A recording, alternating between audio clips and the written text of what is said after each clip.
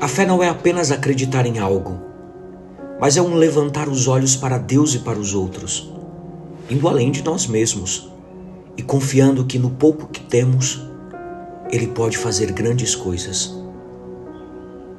Evangelho segundo São João, capítulo 6, versículos do 1 ao 15. Meus irmãos e minhas irmãs, a liturgia da palavra de hoje nos apresenta na primeira leitura, tirada dos Atos dos Apóstolos, a figura de Gamaliel, um estimado doutor da lei, que nos oferece uma lição preciosa sobre a sabedoria da prudência e da fé.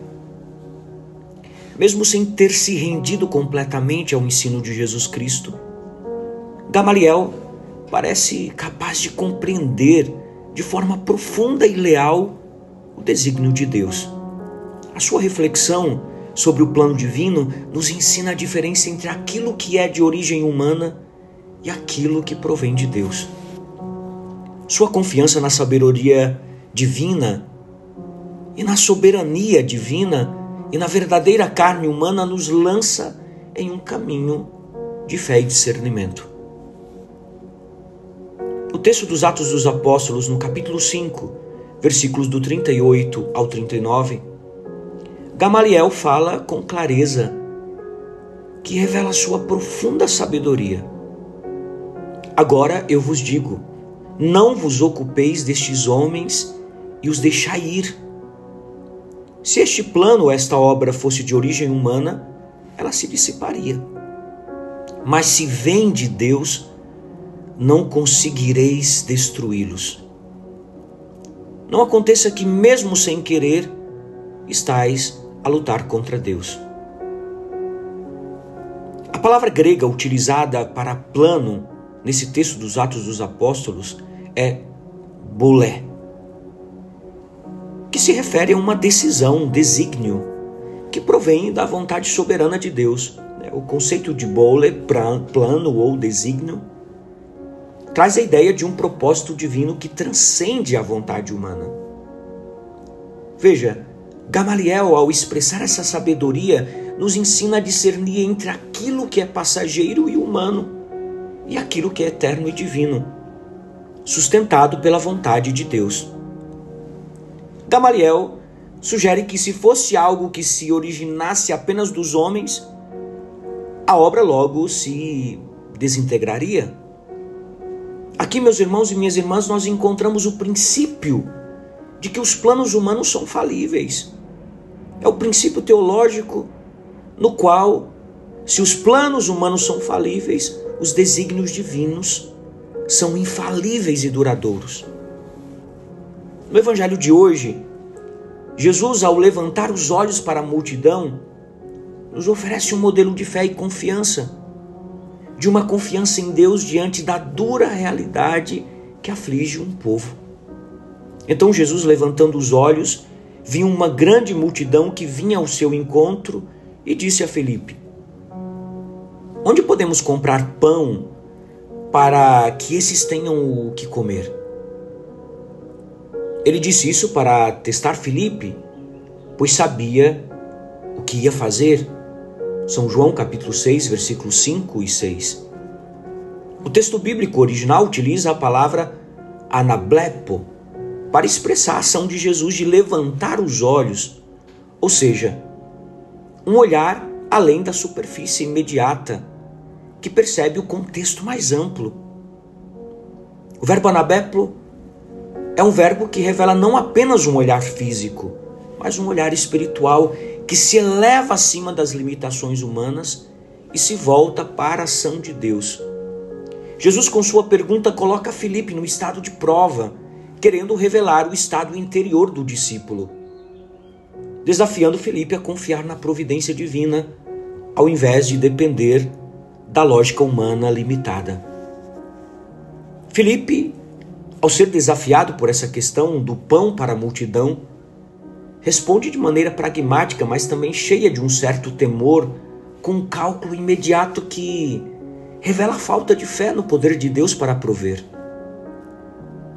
200 denários não seriam suficientes para dar um pedaço de pão a cada um, diz Filipe, como que declarando essa impossibilidade de uma solução humana para o problema.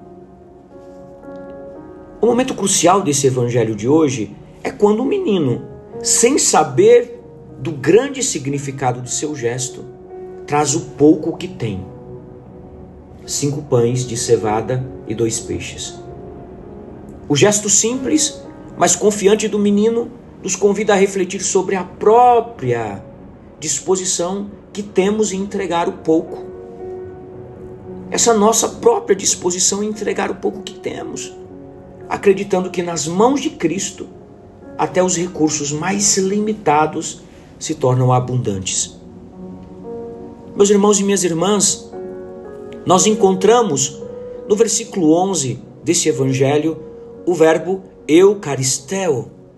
E Jesus tomou os pães e dando graças, eucaristeo, os distribuiu. Esse verbo tem uma conexão direta com a Eucaristia.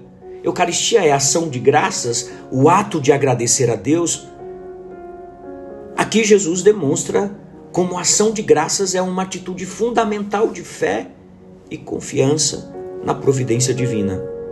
Ao dar graças, Jesus mostra que tudo o que temos é um presente de Deus e que mesmo o pouco pode ser multiplicado por sua graça.